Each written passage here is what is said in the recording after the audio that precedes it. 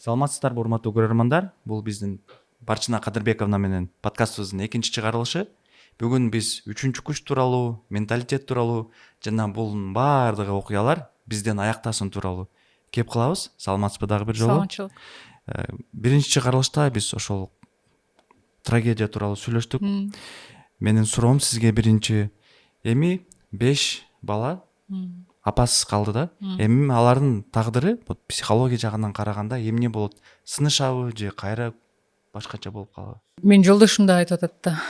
Тиго камакка кетти, апасы го өлдү, эми 5 бала эмне болот депчи. Анан жетим жетилет деген сөз бар кыргыздачы. Алар пока жашап атышат да. Эми Кудай пешнесине эмнени жазган болсо ошону көрөт. Албетте бул травма, атам апам өлтүрүп койду кызганып деген нерсе калат. Эми мындай балдардын ичинен баары эле ошондой боло бербейт. Арасынан күчтүүлөрү чыгат, алар ошол каталардан сабак алып, тескерисинче мыкты адамдар болуп чыгышат. Анан сабак ала албагандары ошону травма катары карап, анан ошолорду кайталайт, ошол эле нерсеничи. Но бирок жалко болгону мага аял эле болуп атат да. Мындай гүлдөй учурунда, жашоону көрө турган учурунда, Кудай берген өмүрдү именно ишенген жолдошунун айынан алып койду да, мындай заставлять этипчи. Аябай жашагысы келип турган, бир жылдызы жанып турган аялдын өмүрү мага жалко да. А так балдар күнүн көрөт. Тирүү жүрсөң күнүңдү көрөсүң да туурабы. Коргой турган адам жашоосунун өмүрүн алып. Именно ишенип, коргоп, ошонун тукумун улап, ошонун наскисин жууп, ошонун тамагын кылып, анан ошонун колунан курман болуп калып, бул жаркыраган 5 баланы төрөп берип. Да, ушул жалко болду да магачы.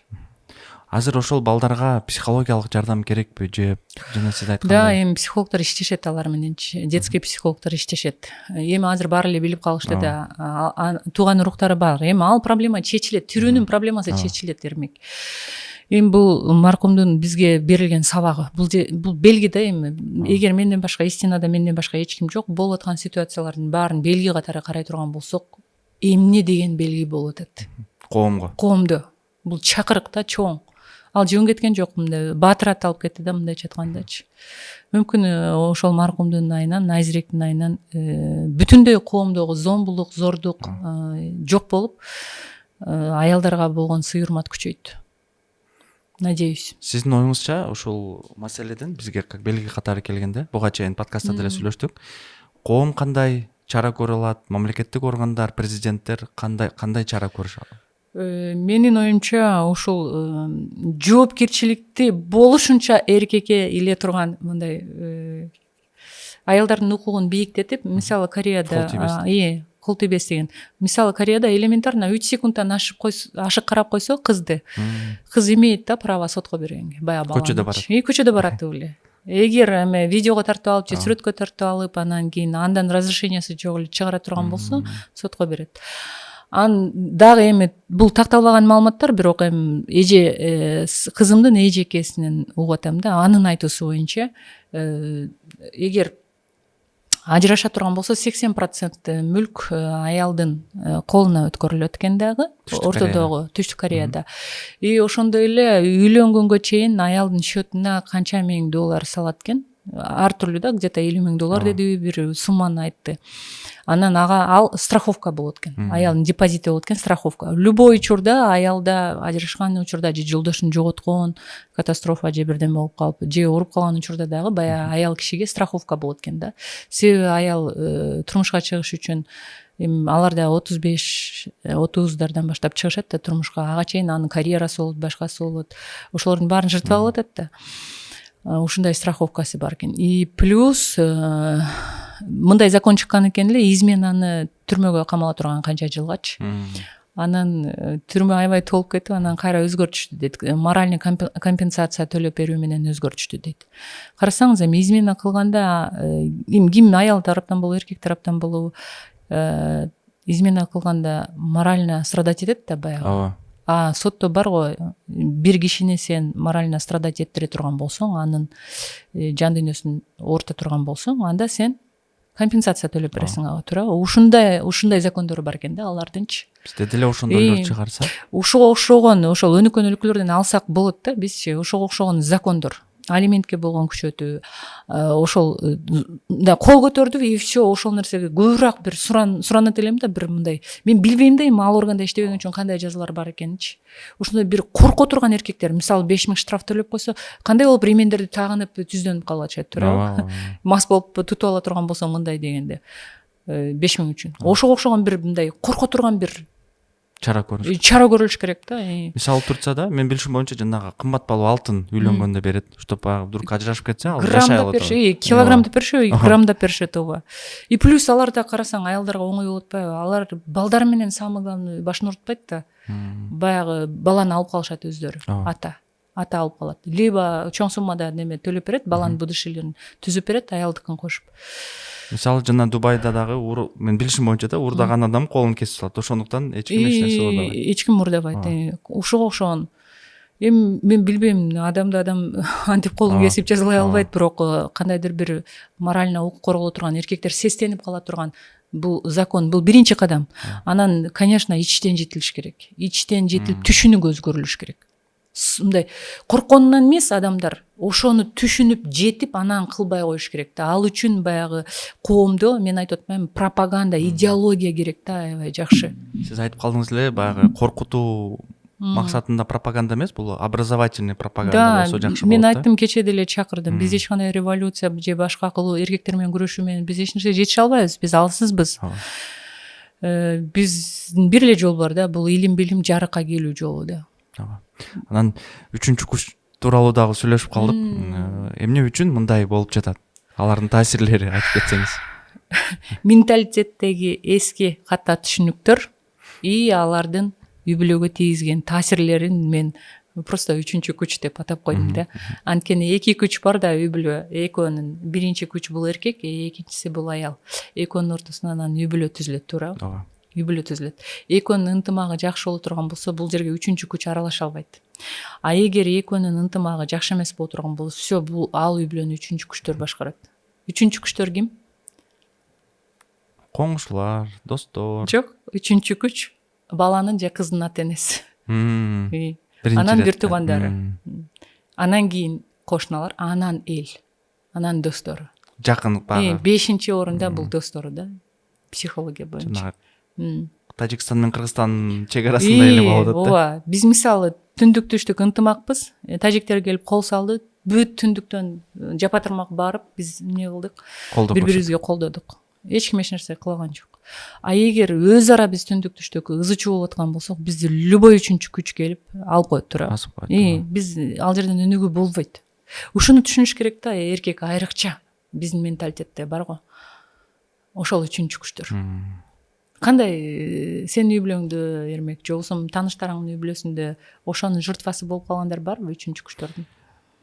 Ошол мага жана баягында айтып кеткендей эле көп учурда ооруп, кыйналып, бул ден соолугум жактанбы экен деп текшерилгендер келет да. Анан келгенде мындай жакшылап врач деген уга билиш керек, угуп сүйлөшүп олтурсаң, маселенин баардыгы ооруп ошол мамиледен келип чыгып атат да. Анан айтып калат, ошол кайненем же кайнатам же дагы бирөө мынтип койду эле, мен нервничать этип эле давлением көтөрүлүп кетти.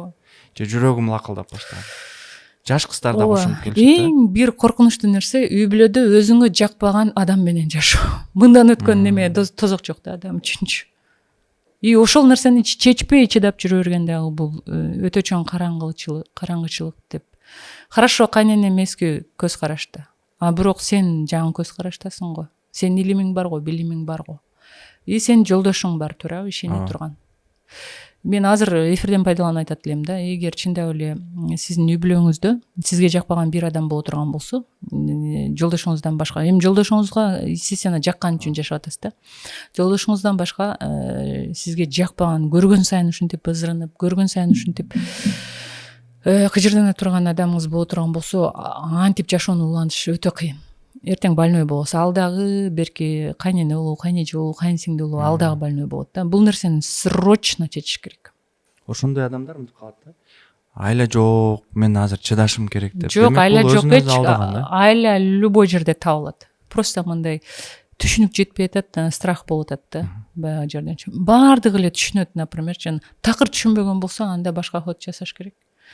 мен биринчи ошондо эле мага аябай көп кайрылды кечегиде как раз. Анан мен айттым, биринчи жолдошуңарга мага эмнелерди жазып аткан болсоңор ошол сезимдериңердин баарын жолдошуңарга жеткиргиле, анан эмне кылайын деп жолдошуңуздан сураңыз. Ушул проблеманы чеч, мен сага ишенип келдим, мен сенин балдарыңды төрөп отурамын. Ошентип айтсаңыз эмне дешти? Дегенде эми билет ал деле деп ошентти да. Аны билсе анда бүгүндөн баштап барып ультиматум коесуз. Чечпесең мен больной болуп кала турган болдум. Эртең мен сенин балдарыңды карашым керек деп сураныңыз. Менде мындай окуя болду. Ошондой бир бетап телефон чалып, мен түшүнүп атам, проблема ушул нерседе экен, жолдошум менен экен. Бирок ага айтсам, баары бир эмне деп жооп бергенин билем. Анан мен унчукпай калам же, мындай болуп калам деп заранее жолдошунун жообун айтып коюп атат да. Бул туурабы же туура эмеспи? Кыла элек, бирок көрдүңбү, ошол нерсеге ишенет да бул аялчы. Ошол нерсеге ишенет, анан өзүнүн попыткасынан мындай жыйынтык чыкпашын билет. Тоже ал деле мындай получается өз алдынча чечим чыгарууга алсыз, ал аял делечи. Эми алсыз үчүн ошентип жүрөт да, жертва болуп. Мисалы кечээ күнү мындай Z поколениянын жаштардын айта кетейин, келин болуп келди, анан заңгыраган 3 этаж үйүбүз бар эле дейт. 5 күнгө чейин унчукпай койдум дейт. Баягы эже айтып атат да.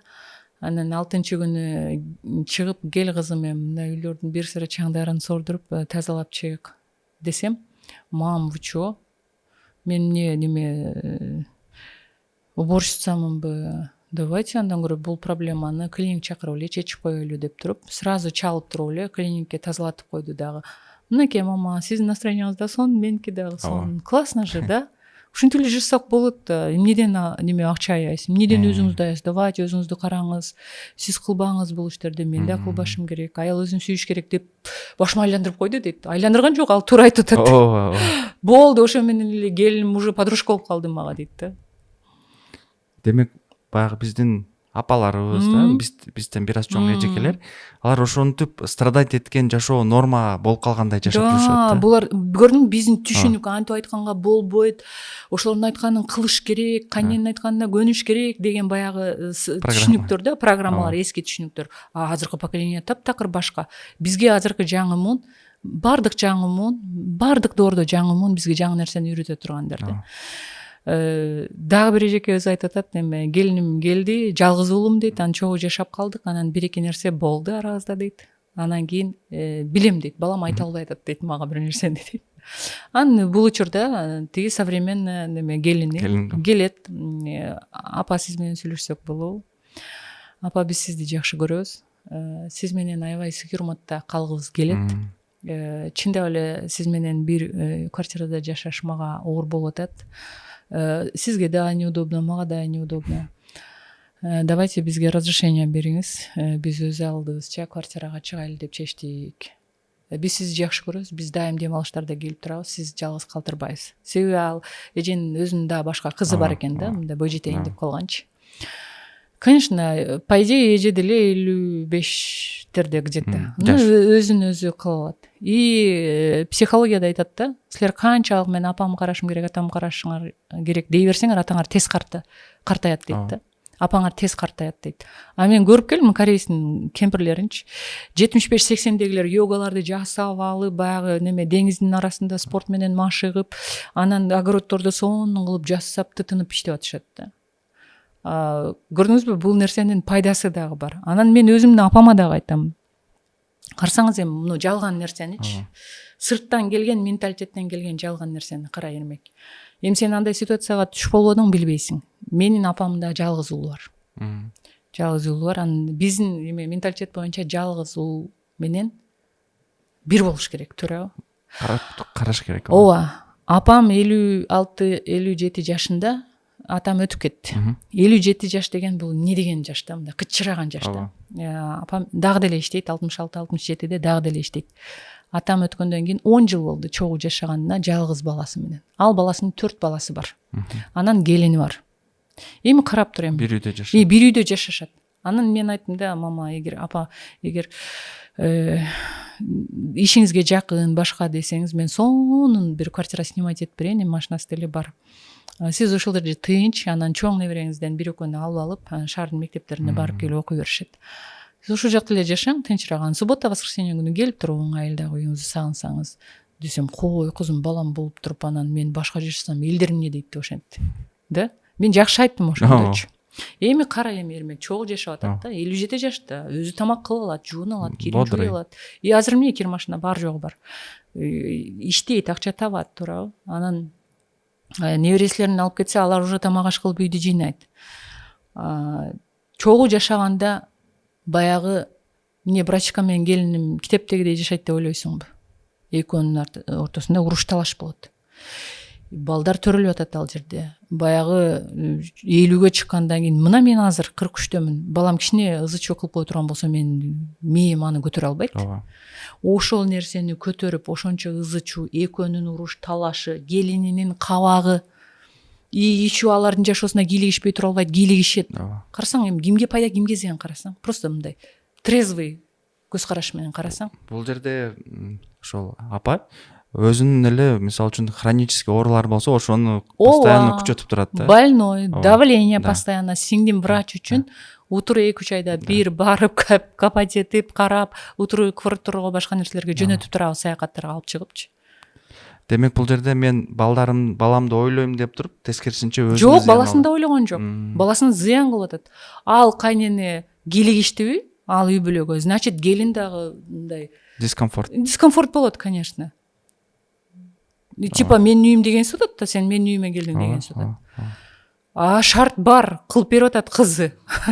Квартираны алып берип атат, жашатып атат, калашын. Бул деле ошол жана сиз айткандай 3-күчтөрдүн эл эмне дейт. Эл эмне дейт? Эл эмне дейт дегенден коркуп атат. Эл эмне дейт дегенден коркуп атат. Элге бар бир болушу деле мүмкүн. Анан мен азырга чейин айтам, мамама айтам да, апама. Мама дейм, 70 жашка чейин иштейсиз дейм. Өзүн керексиз сезип калса карый берет да адамчы. 70 жашка чейин иштейсиз, анан 70 жашыңызда дагы мен азыркы иштеген жумушта МПОдо иштейт да.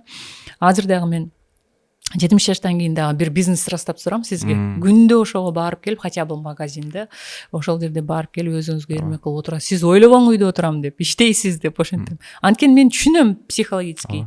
Иштеген адам, өзүн керектүү сезген адам дайыма мындай карылыкка моюн сунбайт, ал активный болот да. Бул жерде мындай дарыгер катары бир изилдөө боюнча да айтып кете алам. Окумуштуулар изилдөө жүргүзүптүр, 70-теги апаны жаштардын арасына киргизип иштетип койсо, өзү жашарып, өнөкөт ооруларына обесцениваться токтоп калыптыр да. Анан 40-50-дөгү адамды 70-80 адамдагыларга кошсо, ал өзүнүн кары сезип, терилери уже неме болуп баштаптыр да. Демек, мышлениянын күчү ошол жактан болуп атат да. Демек, биздин 40 жашка, 50 жашка кирген айымдар, мен карыдым, чечим чыгарганга кеч болуп калды деп ойлобош керек экен да. Эң самый главный неме, мени балам багат, анан келиним багат деген түшүнүктөн алыс болуш керек. Үмүт түзүш керек ошо. Мен интем да, ниетти туура койгула дейм да. Кудайым келин менен балага же кызга жалдыраттык кылбасын, Кудайым өзүңөргө күч кубат берсин. Эми, конечно, мен таптакыр кары картаңдарга же мындай колдон иш келбеген апаларга дебейм ал жердечи. Мындай жаш, ишке жарамдуу болду, ага тескерисинче бир кызыктуу балдары, келиндери, кызыктуу бир нерсе таап бергиле, алагды боло турган, алек боло турган. Же болбосо колуңардан келсе чакан бизнес ачып бергиле, алек боло турган. Колуңардан келсе фитнестерге жөнөткүлө, бир кошкула дейт элем да, бир уюмдарды ачып ошол нерсегечи. Аларды тескерисинче мындай здоровый образ жизньге мотивация бериш керек да. Анан мен карайм, отура бериң, аны менен сый болбойт. Вроде багып атам деп атат менин брачкам деле, может быть, да? Мен иним деле багып атам деп атат. Бирок баккан жок, между прочим. Баккандан дагы үй бүлөдөгү ызы чуусу, балдарынын башкасы, жоопкерчилиги, тиричилик уже алып койду анын. Апасы менен аялынын ортосунда калып, балдарын өзү дагы кыйналып. Эч ким ойлонбой кое албайт да. Ошол жашоодо ошол нерселерден ар биринин проблемасын жүрөгүнөн өткөрүп отурат да. Эми эмне дейсиң, эми аларга ошол керек экен, мен кийлигише албайм да чындап. Мен мамама айтам, ушундай деп арызданып кала турган болсо, мен психолог катары мен башка бирөөнүн жашоосуна кийлигише албайм дейм да. Анан тамашалапчы, конечно, бул жагынан сен деле өзүң деле. Эми ушулардын баары баягы менталитеттеги мындай таасирлери, түшүнүктөр болуп атат да. Пайдасы барбы, жокпу? Жанагы айтып калдыңыз да, баягы келини, баласы апасына келип сүйлөшүп, биз отдельно жашайлы депчи. А кээ бир учурларда апасы ошо баласынын кызганып, жок, чыкпайсың, эгер мени чыгып кетсеңер, мени бас кечтим дегендей сөздөрдү айтышат экен да. менен кечип кое бергиле депчи. Унутуп койгула келбей келе депчи. Бул канчалык деңгээлде туура да ошолордун алдында? Эми алардын түшүнүгү ошондой. Алардын түшүнүгүн мен эч качан туура же туура эмес деп айта албайм. Түшүнүк есть түшүнүк. Ар бир адам эми биздин көз караш менен ала турган болсок, бул эми караңгычылыкка кирет да. Менин түшүнүгүм менен алганда бул караңгычылык. Ал ошол дарамады аябай сонун чагылдырыптыр да, Эрмек. Сен биринчиден мен дейт сага арнадым эле өмүр бою деп атат да, баласына. Жашоомду өмүр бою бир жалгыз баламсың, сага арнаган болчумун деп атат. Эми сен ушинтип ичип атасың деп атат да. Анан баласы айтты: апа, мүмкүн сен менин жашоомду уурдап койдуң деди. Себеби алып бербей койду да баягы сүйгөн кызынчы. Мүмкүн сен менин жашоомду уурдап койдуң деди. Көрдүңүзбү? Зачем бири-бирибиздин жашообузду уурдап? Ар кимдин өзүнүн жашоосу болуш керек да, туурабы? Бул жерден мындай да, мени кээ бирлери тескери буруп жазышат да. Сен ушинтип неме кыргыздын менталитетин бузуп койбо, биздики жакшы депчи. Бул маска менен жакшы да биздикичи. А масканын аркасында кандай быкы-чыкы болуп аткандарын аны жашабаган адам билбейт. Же болбосо ошол жазып аткан адам чыдап келген өзү норма деп түшүнөт да. Биздин мышлениябыз андай эмес.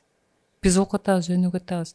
Мен мисалы үчүн Эрмек, мен деле мына эртең бүрсүгүнү буюрса, Кудайым буйруп насип кылса келиндүү болом, күйөө балалуу болом да. Мен азыртан айтам жолдошумачы. Мен келинимдин настроениясына карап, анан кийин экөөнүн настроениясына карап, мен бирөөдө жашай албайм дейм. Мен билбейм, повар аласыңбы, башка аласыңбы, же өзүң кыласыңбы, экөөбүз эле жашайбыз, жашынакай болуп эле мойтоңдошуп эле деп. Тынч жашоо, бактылуу жашоо. Ооба. Мен мындай өзүмдүн ордум бар, бай бабушка болгум келет, сый урматы менен. Неберелерим келсин суббота воскресенье күндөрү ойноп кетишсин үйүбүзгө. Белектерди берели, кылалы, но Жакшы нерсе айттыңыз да. Ушул жерде мисалы үчүн биздин көрөрмандар көрүп туруп, бул Баршына Кадырбековна өзүнө может позволить деген сөздөр да болушу мүмкүн да. Ооба, бул менин түшүнүгүм. Муну эч кимге таңуулабайм. Ар кандай өзү чогуу жашоо деген бул алгачкы коомдон калган нерсе, Эрмек. Алгачкы коомдо эмне үчүн чогуу жашашкан? Анткени выживание болгон да. Выживать эткенге бири-бирине керек болгон да ал мезгилде. Эми азыр заман кандай болуп атат? Ошол суроо болушу мүмкүн. Мен бул мага кыял айтар нерсем, бул кыял бойдон ар бир адамга калышы мүмкүнбү, же колунан келе ошол адам өзгөрткүсү келсе? Эми неме ниеттен да, калуу болсо бардыгын аткарат. Бирок чындап эле мындай коомдо түшүнүк жетилмейинчи, ошону мен эмнеге ушул мына масканы чечип, эмне үчүн баардык нерсе ушул эскиче көз караштар, эски түшүнүктөрдүн баары биз менен аяктасын, Эрмек. Жеңил сонун жашоо турат. Бири-бирибизге сүйүү менен, сый урмат менен калайлы, бири-бирибизди кыйнабай, тескерисинче радость тартуулап жашайлы деп неге аракет кылам? Ошолордун баары, ошол фильмдер, ошол роликтер, ошол китептер аркылуу пропаганда болсо, 1-2 жылдын ичинде коом түшүнүп жеткен болсо эле аларга оңой болот да кылышкачы. Апасы да түшүнөт да, окуп атат. Чоң кайненеси да түшүнөт да, 57 жаштагычы. Мен айтпайм 70 жаштагы кайнеңери баралы ызчылгыла депчи. Ага болбойт, аны на совесть караш керек анычы. Но 70 55 жаштагы 60 жаштагы кайненеңер болсо түшүнүшүп ошону чечишкенге болот. А эгер ынтымак сонун жашаган болсоңор, пожалуйста, без проблем.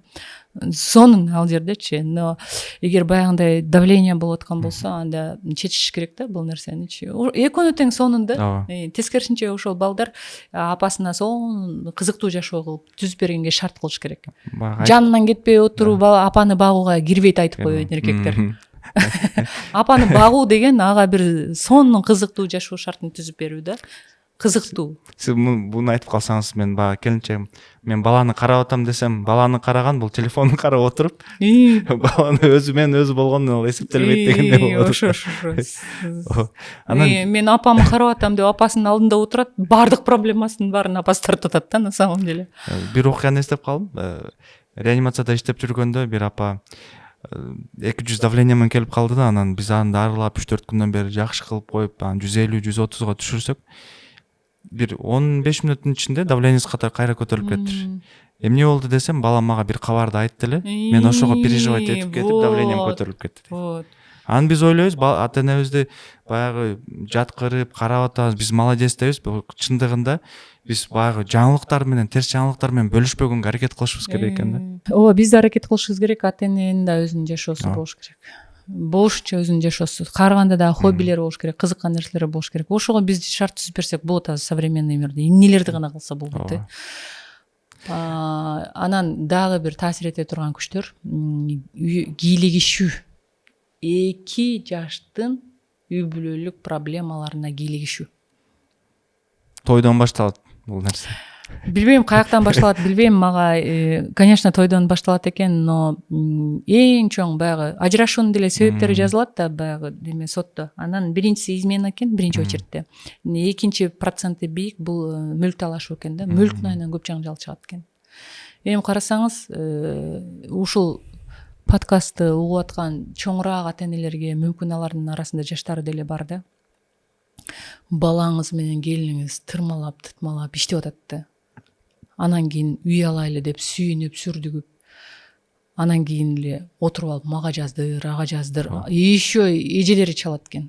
Баш айланып эме ушинтип койбосун, эртең анан келиңиз тартып алат оңой эле.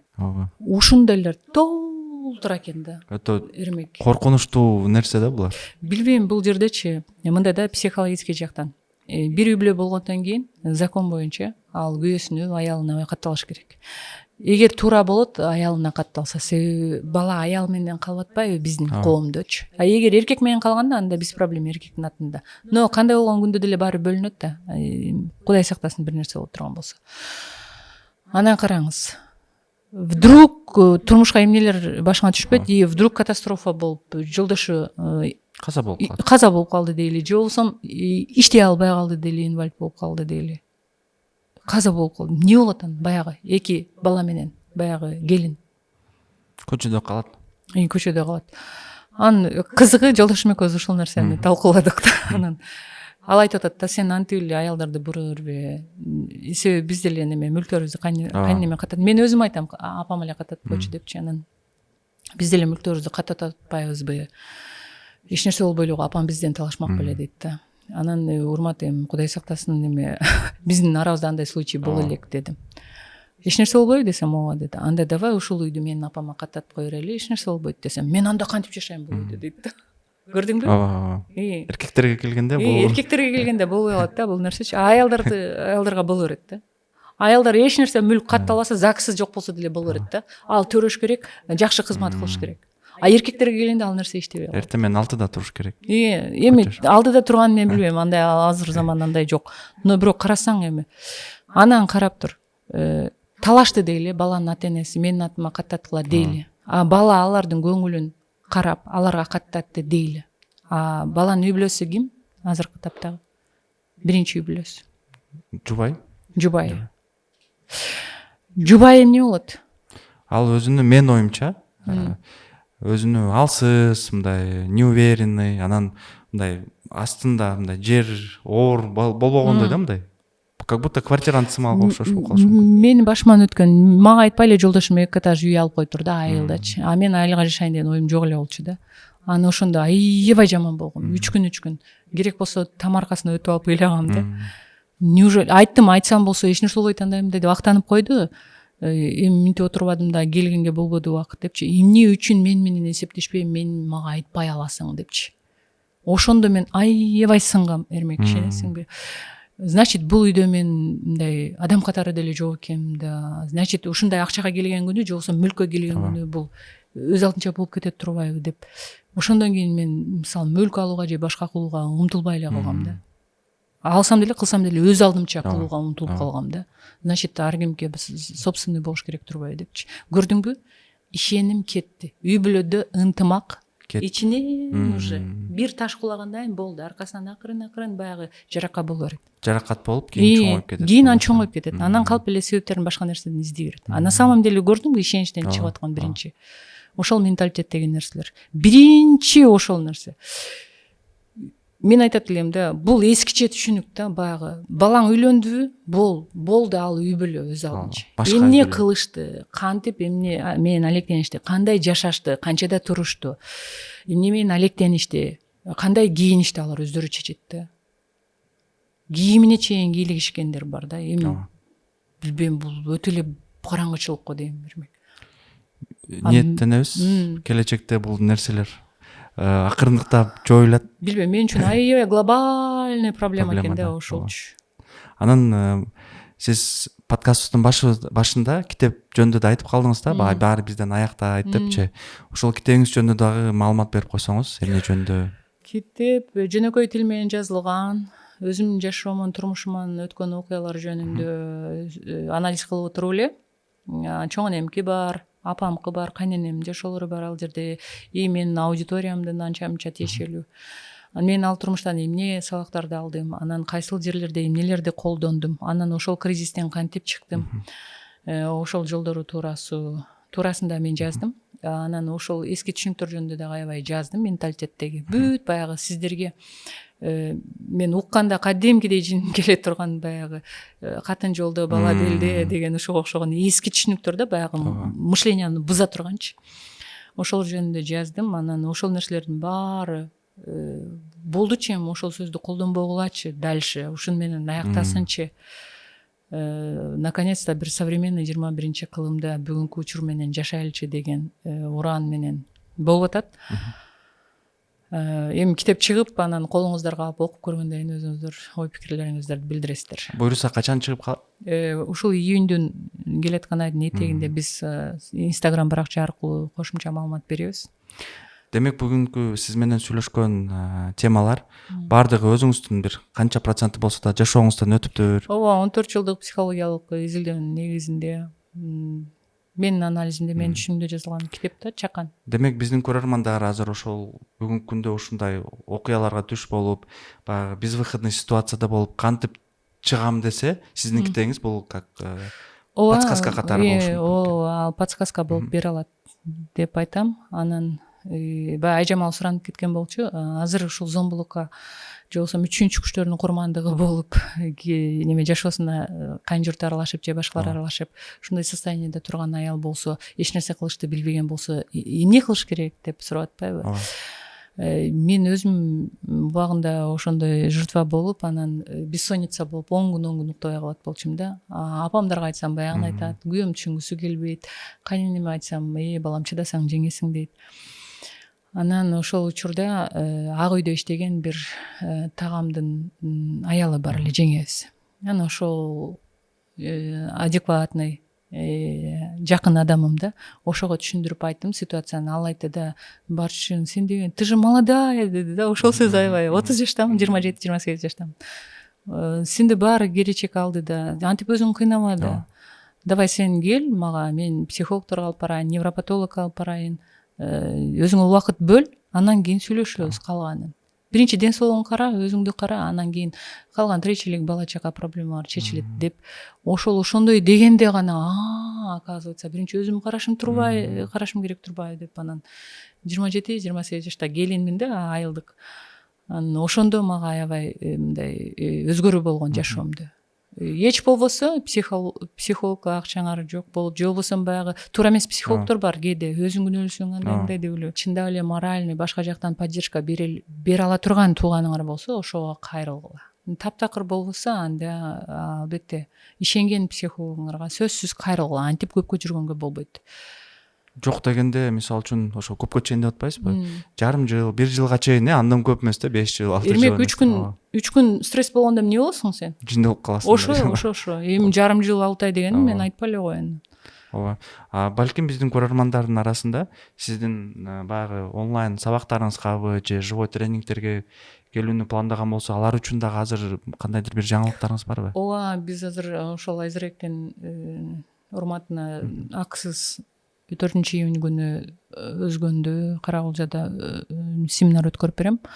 Анан ошол эле семинар ушу жардам көргөзүү максатында Ош Жалбат башка региондордо дагы болот. Кошумча маалымат беребиз Instagram'дан. И ошондой эле мен суранып кетет болчумун, дагы мен билбеген менталитеттеги силерге зыянын тийгизип аткан нерселер, окуялар же түшүнүктөр болсо, комментарийге жаза кеткиле. Анан мен последствиясы кандай болот, ал эмнеден келип чыкты, колдонуш керекпи, колдонбош керекпи, ошолор жөнүндө дагы түз эфир өтүп берейин. Ооба. Сонун Барчынай, бүгүнкү подкастка келип бергениңиз үчүн чоң рахмат.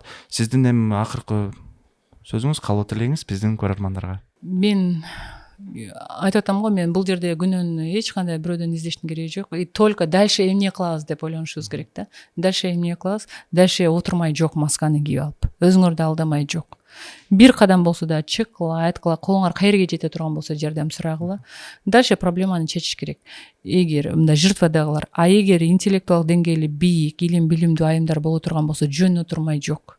Колуңардан келген жардамыңар, бир сөзүңөр болобу, пост болобу, репост болобу, же видео болобу, чыгарма жазасыңар, мүмкүн кино тартасыңар, мүмкүн ыр чыгарасыңар. Биз коомдун деңгээлинде мындай масштабно буга бир аракет кылбасак болбой калды. Бир 2 жыл катуу аракет кылып кое турган болсок, эски түшүнүктөрдүн баары аяктап, буюрса биз современный бир 21-кылымда өнүгүүнүн үстүндө жашай турган мына бытовой проблемалардан арылып, өнүгүүнүн үстүндө жашай турган убак келди деп ойлойм да мен. Сонун. Дагы бир жолу чоң рахмат сизге. Рахмат. Урматтуу көрөрмандар, ушинтип биздин подкастыбыз аягына жетти. Эгер подкастты аягына чейин көрүп, сизге жаккан болсо, ой пикирлериңиз болсо, комментарийде калтырыңыздар, лайк басыңыздар. Барчына Кадырбековнанын Instagram баракчасындагы сөзсүз түрдө калтырып коебуз, жазылыңыздар.